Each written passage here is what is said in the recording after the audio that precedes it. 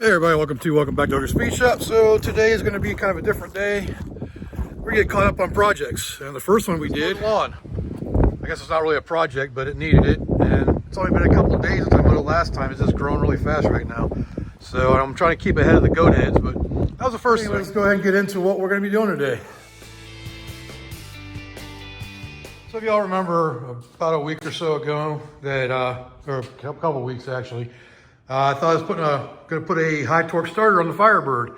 Well, the one I got was for Chevy and it doesn't fit. So we're going to put the original starter back in it because it works. Just gets a little heat soaked when it's been running for a while. So that's going to be the first project. And so let's go ahead and get into that. All right, let's get this thing put up in here. It's a beast. So let's get it up in here and get one bolt started.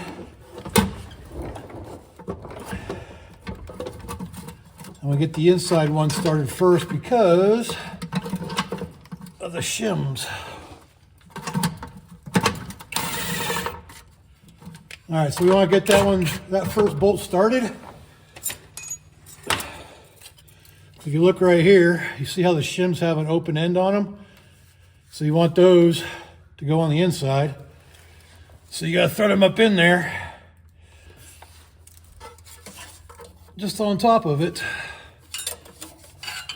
And my Z-bar, my clutch stuff is in the way a little bit.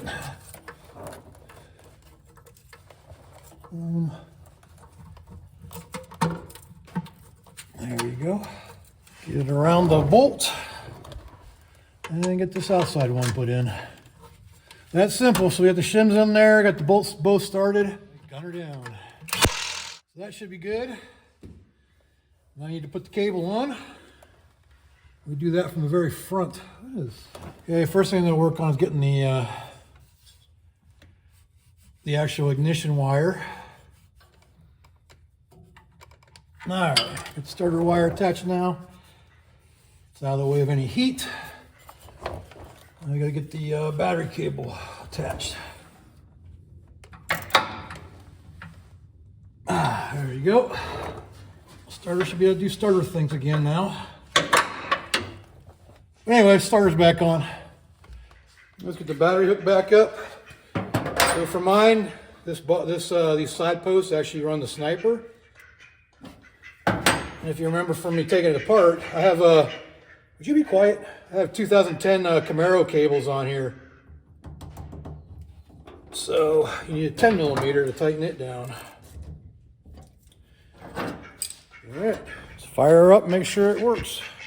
I don't see why I wouldn't, but the duck is being really loud today.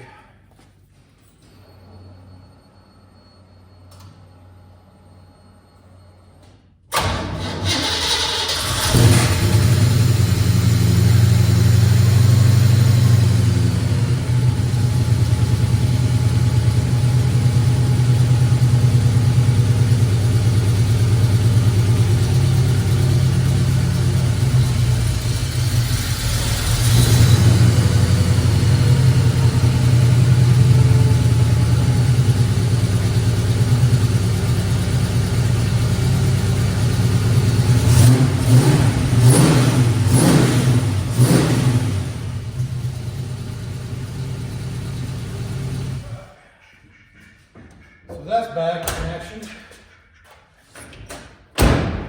We got new tires coming for it in a couple of weeks, so we're getting out and driving it again too. So the reason why I kind of stumbled like it did is because I mistakenly deleted the proper tune that I had going on it for 2 years. So now it's got to relearn again. I got to do some more tuning on it. We'll probably do some videos on that once I get around to it. But so we got the starter back on, so she's a runner again. So I don't know if I'm gonna take the wheels off yet. Probably not. But I might want to take it for a drive, even with the bad tire.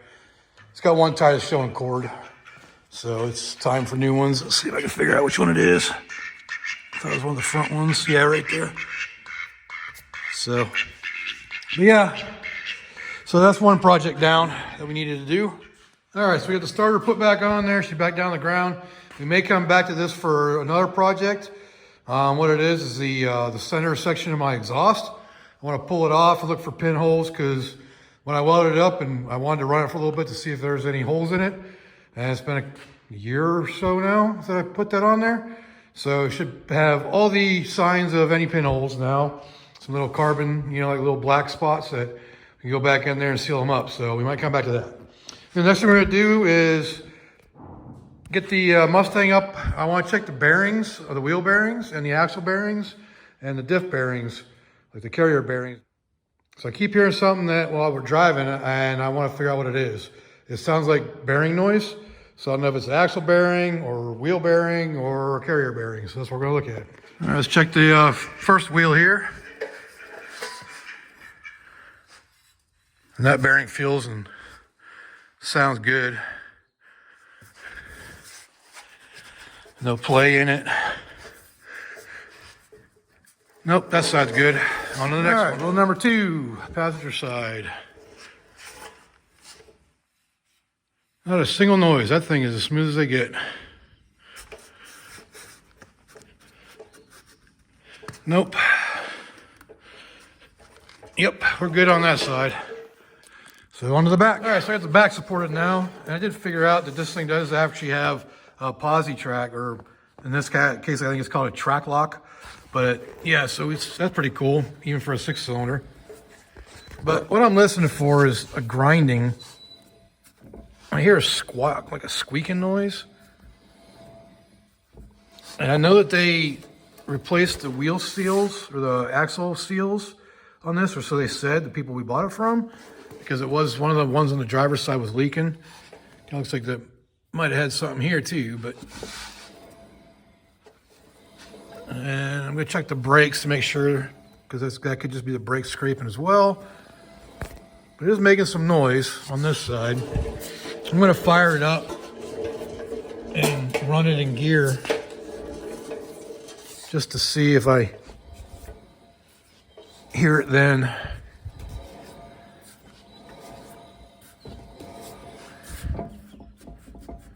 Pretty typical rattle for a rear end and the play it usually has for the backlash, but I want to fire it up and see what it does that way. All right, let's get her moving here. All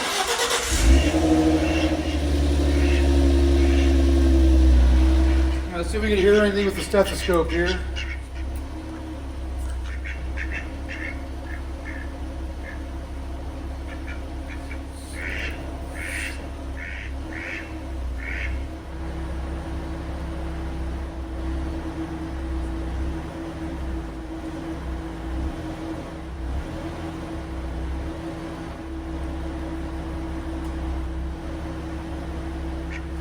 I hear a slight grinding on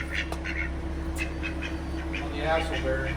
There's definitely a slight noise, so I'm going to have to pull the axles up just to see, but speed it up a little bit.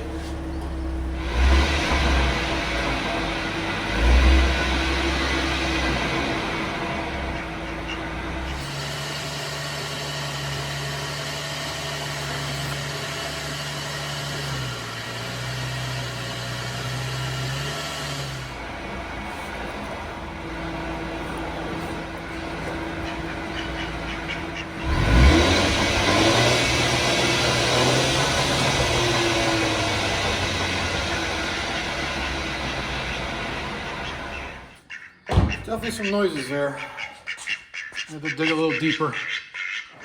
I got one wheel off. I can't really tell nothing from that. And God, this duck is loud. But you can tell that somebody's been in here because look at the goop. What they gooped around the... That's definitely not factory. Let's put it that way. Not a bad thing. I use RTV to seal them. I don't like gaskets. They don't really seal that well. They usually almost always leak.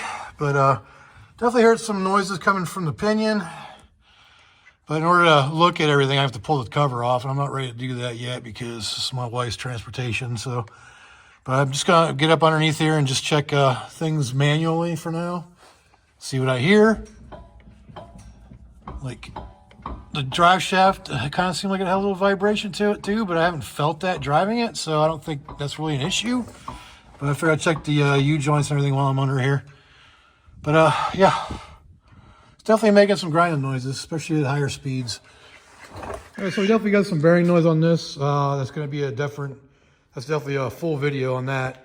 But I gotta get the parts ordered, so I'm gonna order all the bearings. Go ahead and get the carrier bearings, pinion bearing, and axle bearings, and hopefully that should take care of that noise.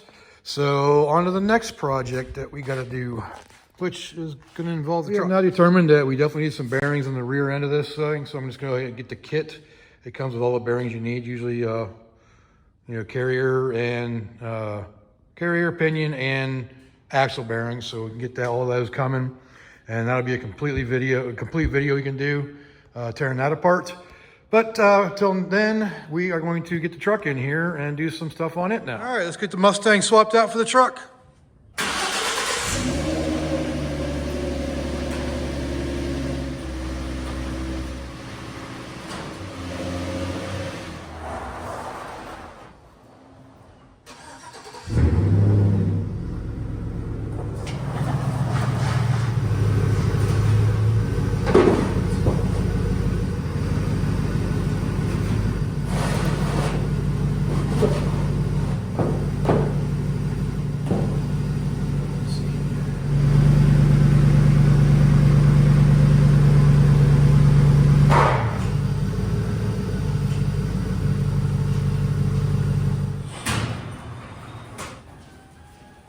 What are we doing with the truck? Now, if you go back to my videos when we did the engine swap on this, because the bad lifter, hopefully you'll remember. If not, I'll put the link down here. We definitely discovered that the inside of the motor was pretty sludgy, but it's been running great for a while, and I wanted to run through an oil cycle before I did anything. So what we're gonna do next is, not sponsored in any way about this from this company, and I don't endorse them, but they do work. So I'm gonna run an engine cleaner through it. And it's engine restoration. So hopefully that'll clean up some of the sludge in there, get some of that crap out of there. Then we're gonna do an oil change. And we're gonna do a lube on it too. Maybe rotate tires too, because I haven't done that for a while, even though I'm getting new tires next month. But that's what we're gonna do. So we're gonna run this through it, and we have to run it at like 2,000 RPMs for 10 minutes. I'm not gonna put you through all that, but I just want to show you what we're doing. All right, so it says for a minimum of 10 minutes at 1,200 RPMs. So that's what we're gonna be doing. All right, we got her right around 1,300 RPMs, and we got about 6 minutes left to go. You see what I'm doing to hold the pedal down, using a wood clamp just to hold it in place long enough to get that 1,200 or so RPMs. And we're down to 51 seconds. All right, there we go. Ow. That was my finger, by the way. All right, now we're gonna drain the oil when it's still hot. All right, we got her draining. That was pretty black. So hopefully it does some good. All right, we got the filter off. We're gonna let that drain for a while so it all gets out of there. And then I'm gonna go eat lunch. When I come back, we will we'll fill her up and do some lubrication for the suspension. I just got a bit of a scare when I was going to put the drain plug back in the truck here. It wouldn't go in, pull it out, and I find these two little things attached to the magnet on the drain plug. Oh my God, great. Bearing material or something. The more I look at it, it dawned on me, which still ain't good, but it's better than bearing material, that is pieces of a wire wheel. And I used the wire wheel to clean the engine up before I installed it. So I must have got a couple pieces down in the oil pan when I did that. So kind of scary. I couldn't find any more. I ran a magnet up in there. Nothing else is in there. So hopefully that's all there was. All right, we got the oil topped off now. 6 quarts, what a 5.3 liter takes. Good to go on that. So we're pretty much done with the oil change. Didn't show much of it because kind of boring, but now we'll go ahead and grease the fittings on the suspension. All right, so these are the things we're gonna be lubricating. Upper ball joint, tie rod end, and lower ball joint. Down in there someplace. There it is. So that's it, 3 places on each side. I just use a good old trigger style grease gun. I don't have anything electric or anything like that. I think it's kind of a waste of money in my opinion, but until I can't squeeze that handle, this is what I'm gonna be using. All right, that'll do it for the truck. Let's get her out. So we got the truck done. So, I know it's kind of a boring video, but if you stuck around to this part, you get to go for a little ride with me.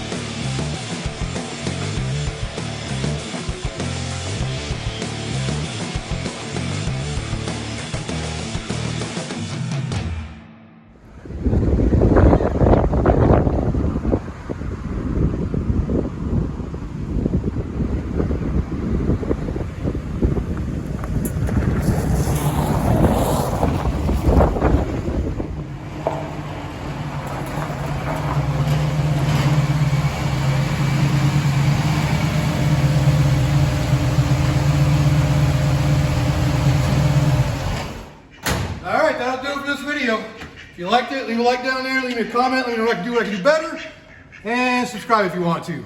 Until next time, I'll see y'all later.